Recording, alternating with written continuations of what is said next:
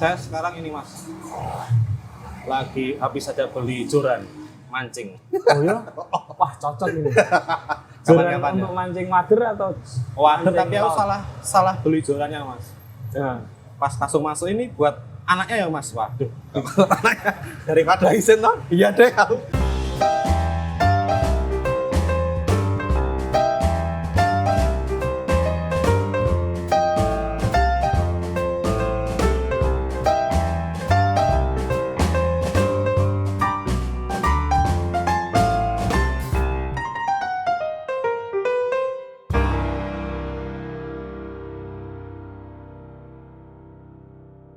Halo teman-teman, ketemu lagi dengan saya Kepala Suku Mojo. Ini ngobrol santai, karena ini intermezzo, jeda. Soalnya teman-teman tim video kan lagi mempersiapkan season 3 yang semoga akan lebih baik lagi dibanding season-season sebelumnya. Di season 1-2 itu kalau di total sudah ada 101 atau 102 wawancara, jadi perjalanannya sudah cukup panjang ini untuk tim video Mojo. Dan kali ini saya akan berusaha menjawab apa yang sering ditanya orang tentang Mojo ya. Kalau saya misalnya ngisi acara atau kalau akhir-akhir ini webinar ya, sebab saya sebetulnya sangat pilih-pilih ngisi webinar ya, karena bosen ngomongin itu-itu saja. Saya berharap konten ini itu orang-orang yang pengen ngisi webinar nggak usah ngundang saya, cukup melihat video ini gitu. Jadi kalau video ini ditayangin, nanti orangnya bisa, pesertanya bisa langsung gitu, langsung nonton, nggak perlu ada webinar gitu, atau mengundang kru yang lain, salah satunya Ega atau misalnya. Enggak. Dan saya kali ini akan ditemani oleh Ega karena ternyata banyak penggemar Ega yang kangen. Kemarin di waktu ulang tahun Mojo yang ke-7 selalu banyak orang meneriakan Ega comeback gitu. Ini kabarmu Ga? Kabarnya baik-baik aja Maksud apa kabar? Kita cocok jadi calon host selanjutnya. Aduh, mulai curiga. Enggak lah Mas. Iya. Cocoknya sama Putu. Tenang. Iya. Apa yang bikin cocok? Ya maksudnya luwes dalam bertanya. Loh, Bisa kok yang luwes? mengalir. Tenang, saestu. Mengalir. Emangnya keren, Bos. Orang pertanyaannya selalu tes masuk gitu loh. Gak, Ya, kamu ini sudah ada ya daftar pertanyaan yang dikumpulkan. Nanti akan Ega yang membacakan dan saya yang mencoba menjawab gitu ya. Oke. Tapi sebelum itu dimulai, Ga, kamu makin bahagia nggak hidupmu? Dibilang makin bahagia ya, makin bahagia maksudnya. Iya. Ya, bersedih berlarut-larut tuh ya perlu porsinya tapi nggak banyak. Jadi sebisa mungkin bahagianya lebih banyak dari sedihnya. Kamu Ga, kan Iya. di antara 20 sekian kru Mojo ya, kamu itu orang yang tak lihat tuh kok kayak nggak pernah terlihat stres tuh. itu apa sih Ga resepnya? Kalau nggak kelihatan stres, resepnya ya ini sih Mas, pintar-pintar kayak nyari. Menyembunyikan. Ya nggak disembunyikan juga. Menyembunyikan masalah. Nggak menyembunyikan juga. Ya tahu kayak porsinya ketika kerja gimana, ketika bermain gimana. Ya diimbangin lah gitu. Jadi nggak melulu soal kerja dan kerja. Kamu biasanya kalau lagi suntuk gitu apa yang kamu lakukan Ga? Suntuk ya paling maling sama teman-teman, terus main PS, Main PS. terus saya sekarang ini Mas, lagi habis saja beli joran mancing. Oh ya? Wah cocok ini. Joran Kapan-kapan untuk ya? mancing wader atau Waduh, mancing tapi aku laut? salah beli jorannya Mas. Ya.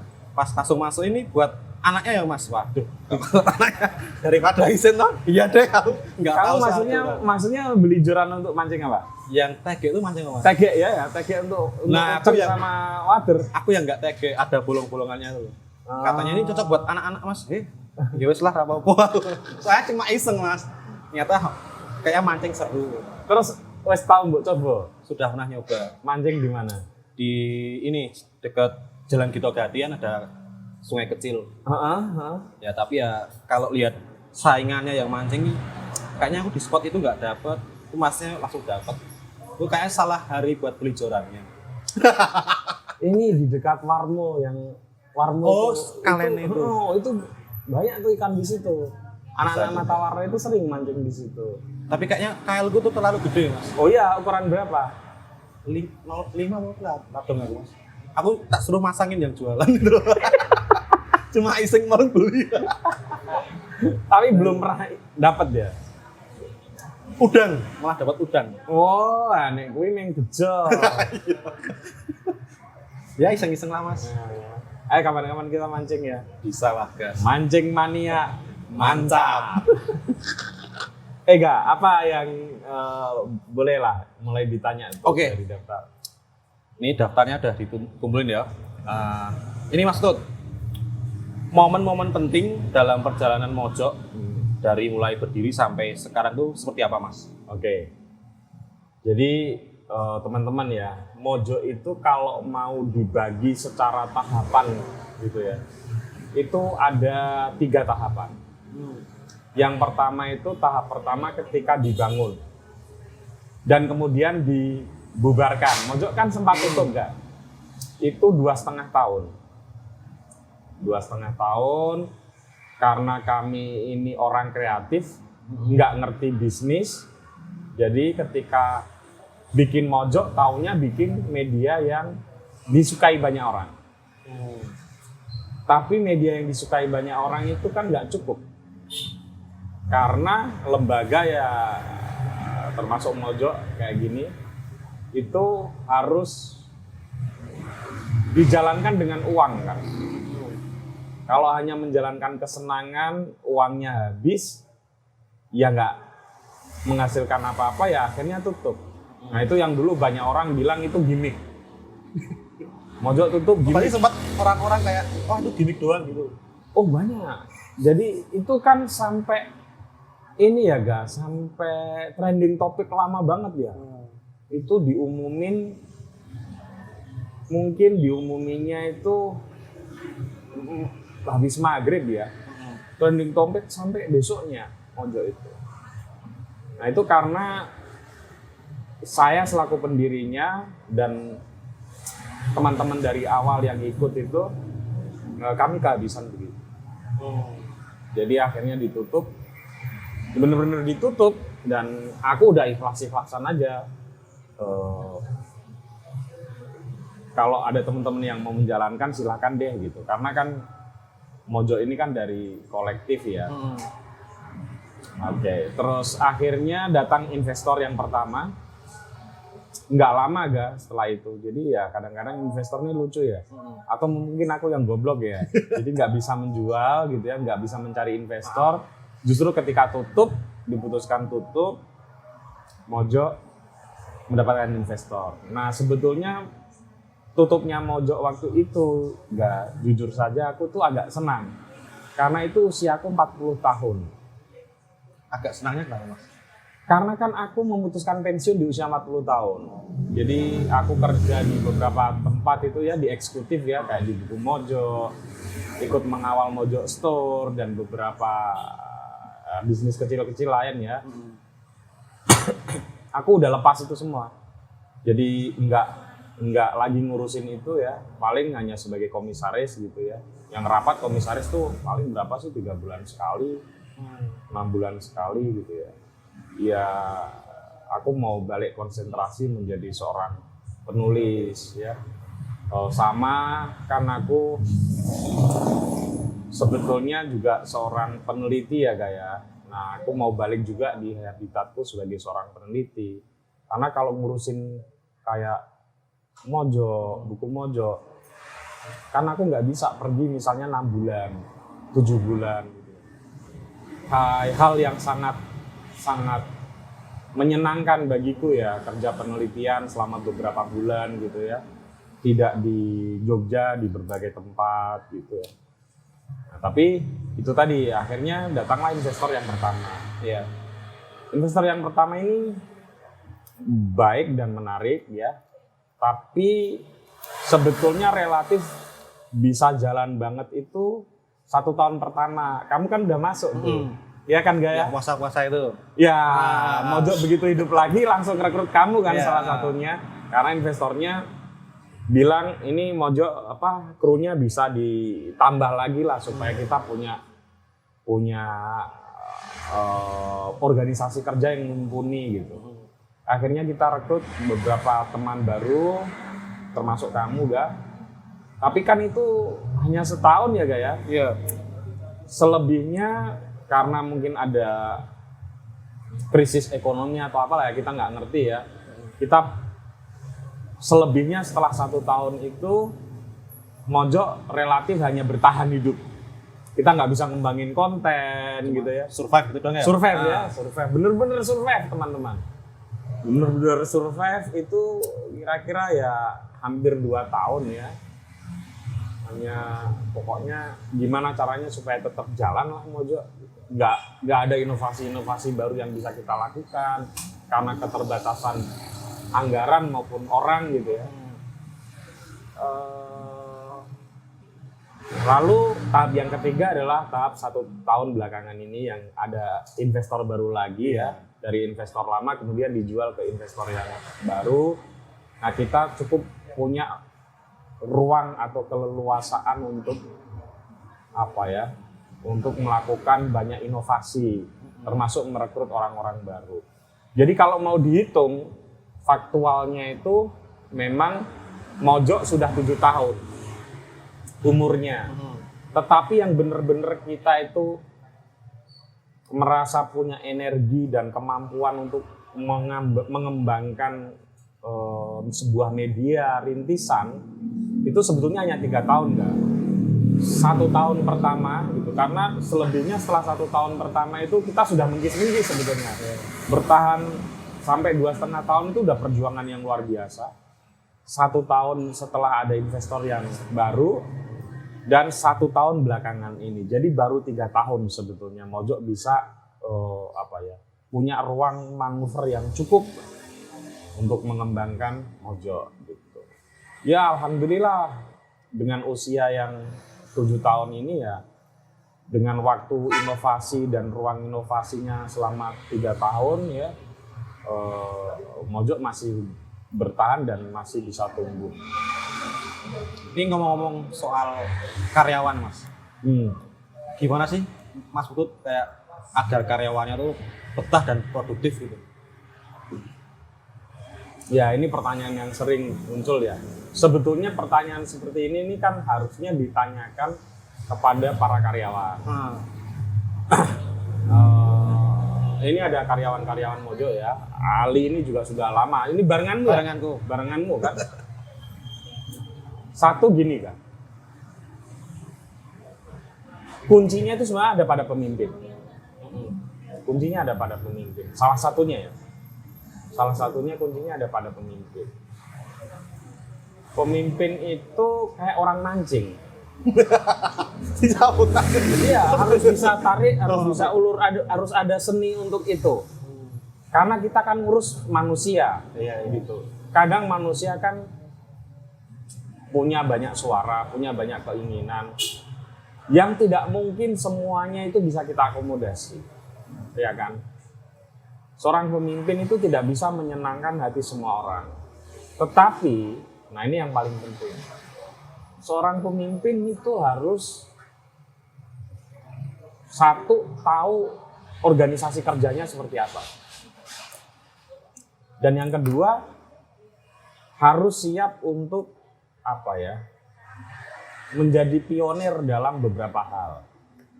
Nah, kalau gini deh, Ega misalnya, dipimpin hidup di satu lembaga, pimpinannya enak-enakan, nggak mau tahu anak buahnya, nggak mau mendengarkan anak buahnya, nggak mau tahu kesulitannya, pengennya hanya pokoknya begini gitu. Pasti kan nggak nyaman gitu. Iya. Nah, itu akan mengurangi nilai kebahagiaan dari pegawai. Jadi itu yang berusaha aku lakukan. Setidaknya satu hal itu orang atau kru Mojok tahu kalau oke, pemimpinnya juga bekerja, pemimpinnya juga memikirkan ini semua, dan yang paling penting pemimpinnya memikirkan anak buahnya. Gitu. Persoalan anak buahnya belum bisa banyak dikasih oleh perusahaan itu beda soal, tapi mereka ngerti bahwa mereka dipikirkan. Oke. Nah, itu satu. Lalu yang kedua, kalau di Mojok itu apa ya, diusahakan itu ya memang hubungan atau relasi antar manusianya itu cair ya. Dulu kalau Ega ingat sebelum pandemi ya teman-teman biasa main kartu, iya, main masak PS, masak bareng gitu ya. Itu hal-hal yang menyenangkan gitu. Terus kalau ada yang kesusahan kita coba ajak ngobrol gitulah ya. Itu. Kemudian yang ketiga itu sistem yang jangan terlalu membebani. Karena Mojok ini kan media kreatif. Kalau orangnya terlalu banyak terbebani dan sepaneng, itu juga kadang-kadang mengurangi produktivitas. Tetapi juga kayak orang mancing, harus ada tarik ulurnya. Tapi terlalu slow juga nggak bisa, karena ini kan industri. Jadi harus diingatkan bahwa beban-beban tertentu itu bisa dikurangi, tapi harus diingatkan berkali-kali, terus diingatkan bahwa ini tetap entitas sebuah perusahaan. Terus nih Mas, kayak banyak isu stres dalam bekerja ya kan, setiap kru gitu. Terus kalau di Mojok tuh seperti apa Mas? Jangankan krunya, aku itu jadi aku itu termasuk orang yang sebetulnya kalau mau dites tingkat stresnya, apalagi di saat-saat yang krusial ya, kayak misalnya ketika kita anggarannya di tahun yang dulu-dulu itu ya, dibatasi sehingga kita nggak bisa ngapa-ngapain. Aku kan sedih juga ngelihat teman-teman yang kerja itu mereka pengen punya inovasi tapi nggak bisa gitu. Itu kan beban ya bagiku. Itu mereka stres, aku jauh lebih stres. Mereka stres mikirin dirinya sendiri, aku stres kan menanggung kesetresan orang-orang itu gitu.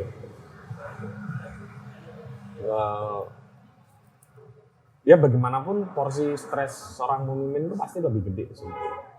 Nah, terus gimana caranya nggak stres kalau di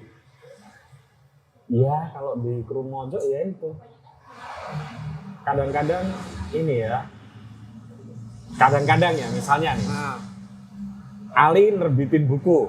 Itu aku tuh bahagia banget. Atau kamu menang lomba apa gitu ya, desain apa gitu.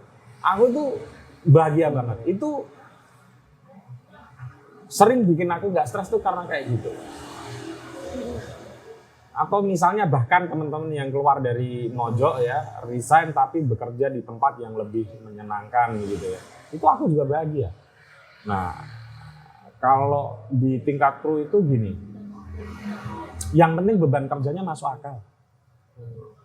Isu yang paling berat itu kalau di lembaga itu kan beban kerja sama salari, dua lah itu. Beban kerja, salari, sama ekosistem kerja. Ya, itu yang harus diperhatikan oleh seorang pemimpin. Kalau di Mojok salarinya memang nggak tinggi-tinggi banget, tetapi dibanding media yang ada di Jogja relatif lebih tinggi.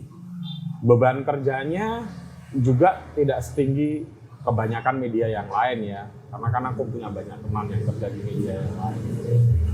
Nah, sehingga harapannya dengan kayak gitu teman-teman punya ruang untuk berkreasi, entah itu sebagai individu atau kreasi-kreasi di dalam kontennya masing-masing, tanggung jawabnya masing-masing. Nah, capaian baik di tingkat organisasi maupun di tingkat individu itu sangat menyenangkan. Berarti sudah layak nggak sih Mas upah karyawan di Mojo? Yang menurutmu layak? Layak. Layak. Yang penting, ya kalau menurutku layak. Yang paling penting juga sebetulnya bukan hanya layak, tapi menjanjikan untuk pertumbuhan ke depan. Apa sih gunanya sebuah lembaga menggaji tinggi karyawan-karyawannya, tapi jangka hidupnya itu hanya 1 tahun atau 2 tahun? Kan lebih baik tidak terlalu tinggi, ada ruang kreasi yang dibuka luas, tapi menjanjikan sampai mungkin kalau bisa bahasaku ya sampai orang yang memang pengen terus-menerus bekerja di Mojo bisa pensiun di Mojo. Nah itu yang sekarang jadi concernku sebagai pimpinan. Saya pengen teman-teman yang terus pengen bekerja di Mojo itu punya masa depan yang baik di Mojo. Bangun Mas. lanjut. Ya gue sih Oke. Gini Mas, bagaimana menjaga konten mengikuti dinamika perkembangan pembaca? Ini pertanyaan ini sebenarnya paling sering juga diajukan dari sisi dari sisi konten. Memang media ini kan tantangannya ada pada pembaca. Bisa mendapatkan pembaca yang banyak atau enggak. Terus pembaca itu sendiri kan bukan kumpulan orang yang bodoh. Mereka kan pintar, cerdas, dan mengikuti dinamika yang ada dalam peradaban gitu ya. Sehingga Mojo itu mau nggak mau harus terus melakukan perubahan dan inovasi. Nah, jadi kata kuncinya itu menurutku ada 3. Satu itu adaptasi. Adaptasi terhadap apa yang disukai oleh pembaca. Tetapi itu nggak cukup. Karena beradaptasi tanpa menghasilkan konten yang menarik, itu nggak mungkin disukai. Nah, kata kunci yang kedua itu inovasi.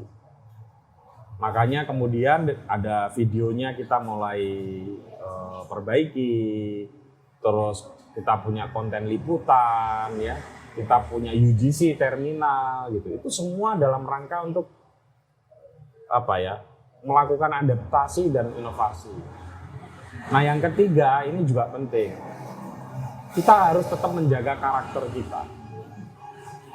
Menurutku ya, nggak boleh inovasi dan adaptasi yang dilakukan itu membuat satu entitas bisnis, apalagi media, itu kehilangan karakternya. Kompas ya, Tempo, Kompas ya, media-media yang aku ikuti sejak zaman remaja begitu, sudah sangat berubah. Tetapi mereka tidak kehilangan karakter mereka. Ya, aku berharap adaptasi dan inovasi yang dilakukan oleh Mojo juga tidak menghilangkan karakter Mojonya. Gitu. Karena kalau kita kehilangan karakter kita ya jadi tidak ada yang menarik. Gitu. Ngomong-ngomong soal media Mas, media sering disebut sebagai sunset business. Bagaimana pendapat Mas menurut? Ya, ini aku sering ngikutin diskusi atau curhat para pimpinan media lain lah ya. Memang benar. Apalagi ini tantangan buat startup bisnis media, terutama itulah. Dan kalimat itu sering muncul bahwa media itu bukan lagi bisnis yang menjanjikan. Karena harus lama dan belum tentu berhasil. Tingkat keberhasilannya itu kecil. Kecuali media-media yang sudah lebih dulu established ya. Di satu hal aku setuju itu, karena faktanya memang begitu. Tapi di sisi yang lain, untuk media dengan sekoci yang kecil, ya, dengan awak yang masih sedikit kayak Mojo, ini masih menjanjikan. Karena apa? Karena kan kru kita ini nggak sampai 25 orang enggak. Iya. Jadi ibaratnya kita ini numpang perahu kecil. Ada banyak karang gitu ya. Kita itu masih bisa melakukan zigzag, manuver gitu, gesit. Tapi kalau kapal kita udah gede, itu berat. Nah, makanya aku termasuk orang yang walaupun sekarang ini kita punya investor yang baik ya, yang cukup besar, tapi Ega dan teman-teman tahu aku orang yang sangat berhati-hati menambah kru. Ya. Karena aku nggak mau Mojo menjadi entitas bisnis yang terbebani oleh banyak karyawan sehingga menjadi kurang gesit lagi kalau mau melakukan berbagai manuver ketika terjadi banyak peristiwa-peristiwa yang secara ekonomi dan sosial itu membuat kita harus melakukan itu. Misalnya kayak pandemi, kan kita nggak bisa bayangin. Banyak ya media yang layoff, merumahkan karyawan kan. Padahal perusahaan mereka growth gitu ya. Itu nggak terjadi hanya di media saja. Iya. Ega pasti temennya banyak lah ya. Kita penerbit tuh ya, yang punya karyawan di atas 100 tuh misalnya, pasti layoff. Tapi penerbit yang punya karyawan di bawah 20 bertahan. Nah, aku pakai rumusan itu dan kita nggak ngerti kan akan ada masalah apa lagi di depan. Jadi dijaga aja supaya krunya itu ramping lah gitu.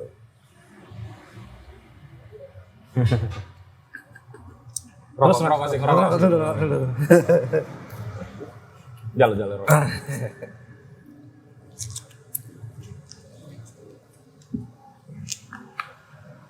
Sebentar. Lanjut mas. Hal apa yang belum maksimal di Mojo? Banyak gak? Banyak. Dan kita sedang berusaha untuk memaksimalkan itu. Kayak misalnya video ini kan, ini idealnya kan, misalnya ya kalau mau pengen maksimal tuh, kita pakai hukum 5 konten dalam seminggu. Tapi nggak mungkin dengan kru 3-5 konten. Ya. Resikonya aku harus merekrut 2 orang lagi minimal. Baru bisa ngisi 5. Nah ini seninya. Kalau aku rekrut 2 orang lagi, waduh. Nah ini tadi. Ini baru 1 departemen nih. Nanti departemen yang lain gimana gitu kan? Itu tantangannya. Jadi ya harus jalan tengahnya kita tetap 3 deh. Nggak apa-apa, tumbuh agak pelan nggak apa-apa Ali gitu. Yang penting kita kelihatan tumbuh dan memang Ali dan kawan-kawan luar biasa ya. Bisa menjaga pertumbuhan video. Liputan misalnya. Aku udah pengen banget bikin liputan sejak Mojo berdiri. Tapi kita kan nggak punya kesempatan. Akhirnya di era yang sekarang ini ada liputan. Tapi yang namanya membuat konten itu itu trial prosesnya. Itu kan lama. Mempersiapkan konten. Trial. Nanti evaluasinya gimana, perbaikannya gimana. Ega tahu sendiri lah prosesnya. Nah itu juga masih belum maksimal. Banyak yang belum maksimal, tapi bukan berarti kita tidak sedang mendorong itu menjadi kurang maksimal, enggak. Tapi justru kita memang butuh waktu.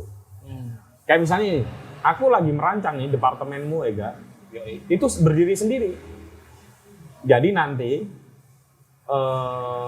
ilustrator, desainer dan ilustrator itu satu departemen sendiri, kamu yang pimpin. Iya. Serius, kita akan kita akan rekrut 1 ilustrator lagi sehingga cukup untuk jadi 1. Sehingga nanti hubungan antar ini kamu nggak nempel di redaksi. Kenapa begitu? Karena ilustrator ataupun desainer punya tantangan sendiri, Kamu dan teman-temanmu juga harus melakukan inovasi-inovasi kan. Itu 1. 2, lebih bisa dibagi pekerjaannya gitu loh. Kalau ini 1 tim kan, ini kita akan ngisi medsos dengan gaya begini. Oke, untuk ilustrasi di editorial akan begini, itu kan butuh tim. Terus bank ilustrasi, kita mungkin punya ribuan udah ilustrasi. Kita kan nggak pernah menjadikan itu sebagai sistem dan modal gitu loh. Padahal itu modal kita. Misalnya kamu gambar Pak Jokowi aja mungkin udah lebih dari 20 kali kan. Nah itu kan mestinya dibikin sendiri sehingga nanti kalau ada apa tidak perlu bikin lagi, cukup cek gitu.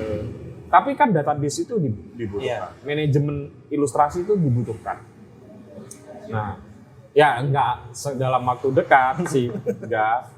Jadi ya, tapi departemen ilustrasi itu sendiri itu penting.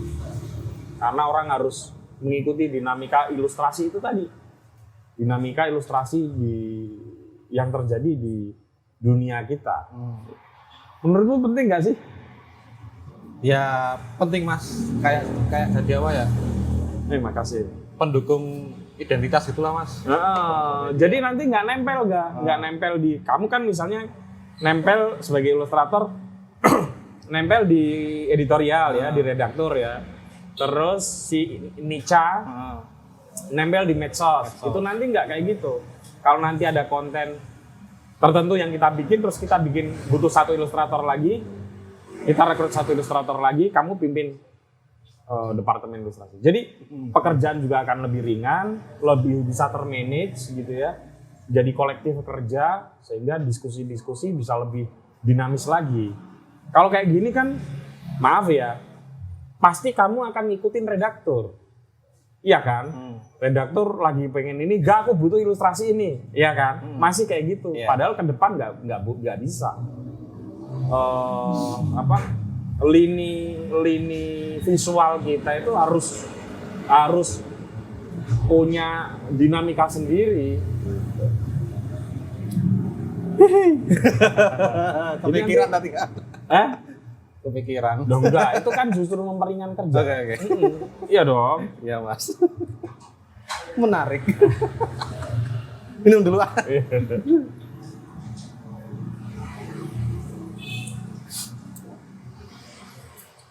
Terus kepikiran ya. Ya, lepet Mas. Tapi itu justru menurutku oke. Ya kan memimpin kan sulit Mas. Memimpin kan sulit. Ya. Kamu tuh kepikiran memimpinnya, padahal ya kalau rapat kan ya ngopi. Oke, skip. Apa tantangan Mojok ke depan Mas?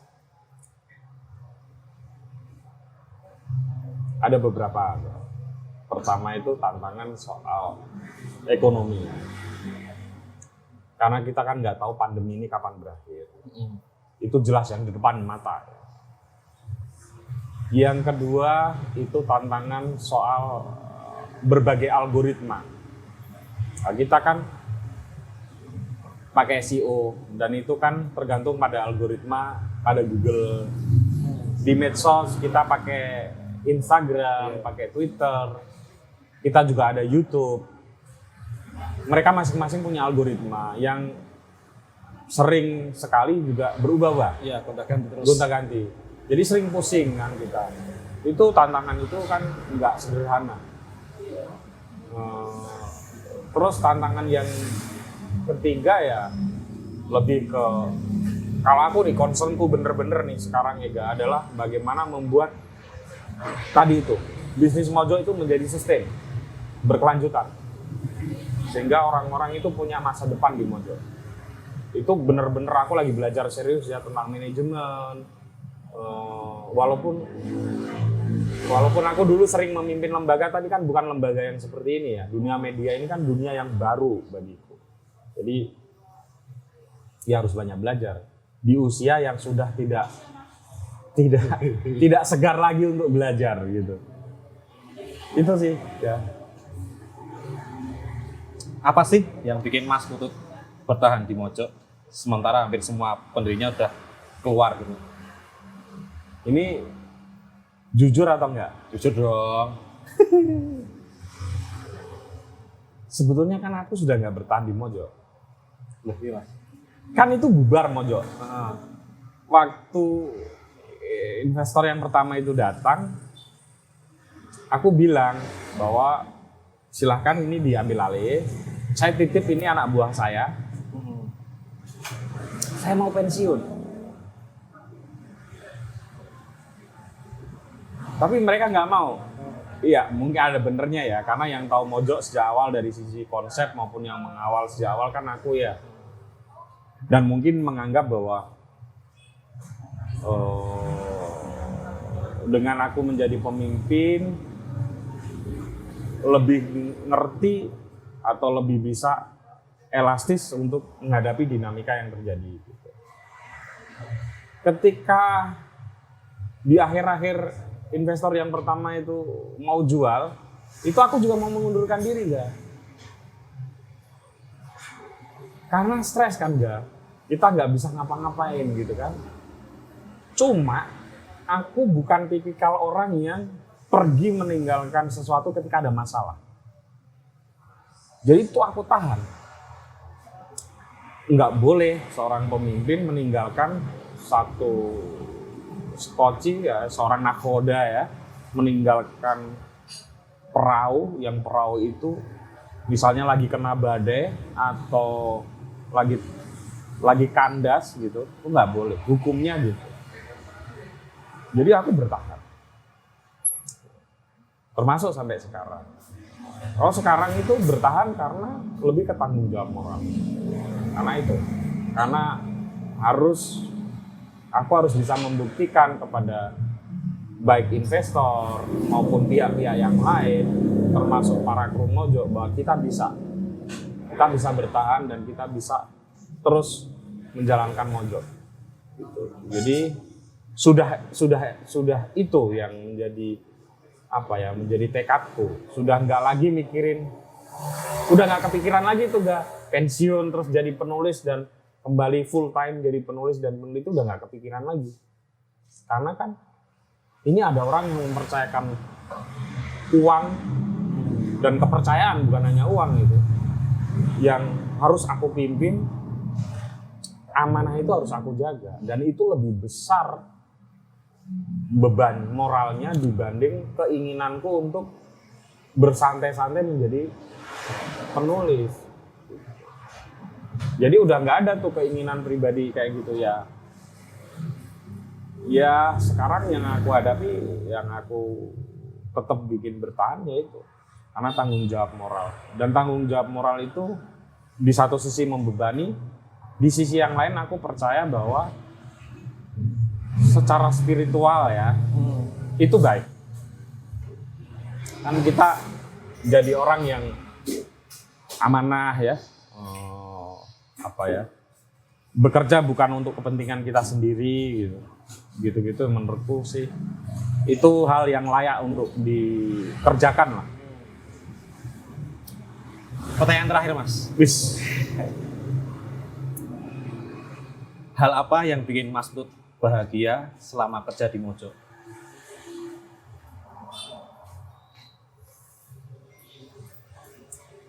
Hal-hal kecil itu banyak kan? Banyak. Kadang-kadang ya ada isu tertentu yang kemudian Mojo bisa menuliskannya dengan bagus dan kemudian viral, dan hal itu penting ya. Itu aku senang. Atau tadi itu misalnya kamu menang lomba, kamu anyar gak? Biar menang lomba aku Mas. Itu aku senengnya itu minta ampun tuh kan. Atau kalau pas lagi ngopi-ngopi sama teman-teman, ya aku melihat teman-teman bisa tertawa dengan lepas tuh. Aku tuh seneng banget. Apa ya? Atau aku bisa membuat skema pengembangan kapasitas tuh. Ya. Jadi kan kalau di teman-teman kalau di Mojo itu kan ada, kalau kita ini adalah skema untuk mengembangkan kapasitas ya. Kadang-kadang ada kursus apa, kru ini diikutkan gitu ya, dibayarin oleh kantor gitu. Itu aku senang. Karena teman-teman menjadi lebih berkembang gitu ya.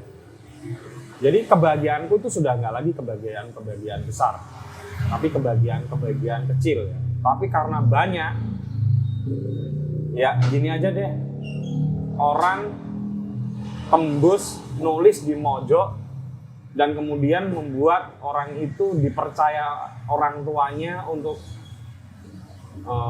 punya laptop misalnya, atau mahasiswa yang lulus gara-gara bisa tembus menulis di Mojo oleh dosennya langsung dikasih nilai A, kan sering tuh ya. Nah, itu aja aku udah bahagia banget karena kan kita nggak kong kali kong dengan mereka, kita nggak ngerti juga kan.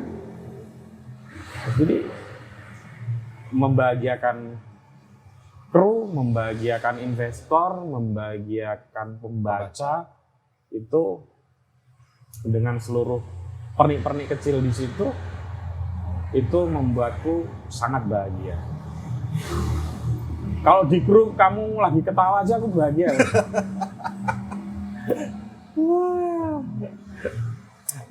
Istimewa Mas. Istimewa ya. Sangat. Tapi ya udah itu aja. Oke, udah itu aja. Udah itu aja ya. Ya. Kalau kamu gimana Aga? Gimana tuh? Masih kerasan kerja di Mojo?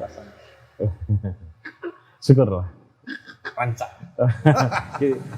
Kita mau bikin grup band. Serius.